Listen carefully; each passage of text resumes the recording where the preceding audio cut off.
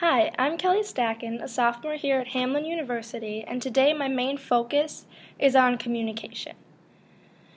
When I think about what qualifies a smart manager, which then can lead to a well-functioning management process, is how effective the communication is among the members in a business.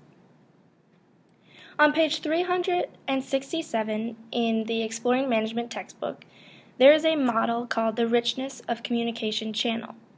I believe that this model is important for managers to refer to in the business world today. In this presentation, I plan to present this model along with an example for clearer detail. Also, I will wrap up with why I believe that the Richness of Communication Channel is a very important tool.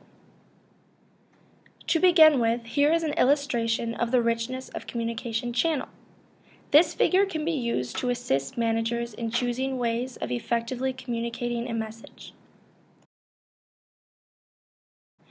As you see, there is a low richness scale, meaning more of an impersonal, one-way, faster communication strategy.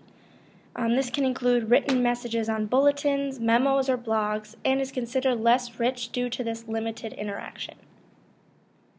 Then there's the high richness scale.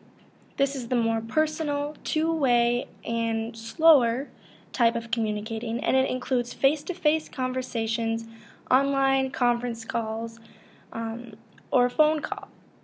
And it is shown that the higher the richness, the more opportunity for feedback and clarification. So there is low and high richness, which is basically what this model is describing, is the ability to effectively portray a message and understanding when a possible channel of communication should be used. So with this, next I'd like to provide a scenario and an example of low richness form of communication and high richness form of communication. For example, let's say a manager wanted to communicate a goal she had in mind for this next project her team had coming up. A low richness example could be she posts her goal in a mass email. And a high richness example is that she calls a conference meeting and speaks about it there. How may she decide to communicate this idea about the main goal she wants her team to see? Well, this can depend on how complex the message is, or how important, how efficient and effective she wants it to be, and she can look at this figure to see how she wants to approach it.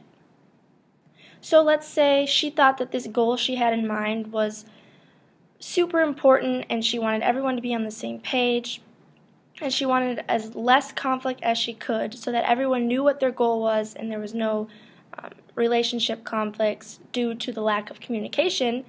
She would then use high richness, where it was more face-to-face, where people could get feedback and clarification.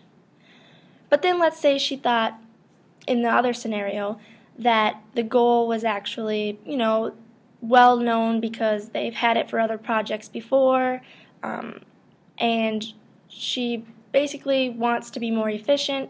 She'd probably choose low richness form, meaning just sending out an email and hoping for either responses from there or just knowing that people have that email. So as a final point, why is this model so important? Especially in today's society, with all this new technology, managers need a method of how to communicate with as little to no misinterpretations as possible. They need to be smart with the technology they use and with the form of communication in general, and this model helps with that. For example, if the manager knows he wants immediate feedback, he will call rather than text, or meet directly rather than post something on a bulletin board.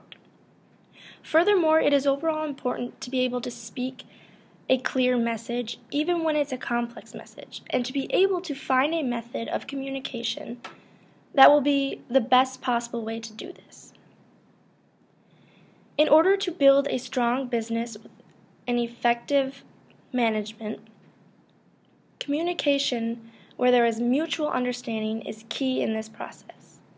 Managers will be successful if they can apply the importance of their message with the type of communication that will be most effective, which is why this model can be helpful and important for success. And I have shown you this model and given an example to illustrate the importance of knowing how one will communicate to get the best results. In conclusion, effective communication is very beneficial. The richness of communication channel allows for a manager to determine the best possible way of portraying a proposed meaning. This gets the job done, which is mainly what all businesses aim for.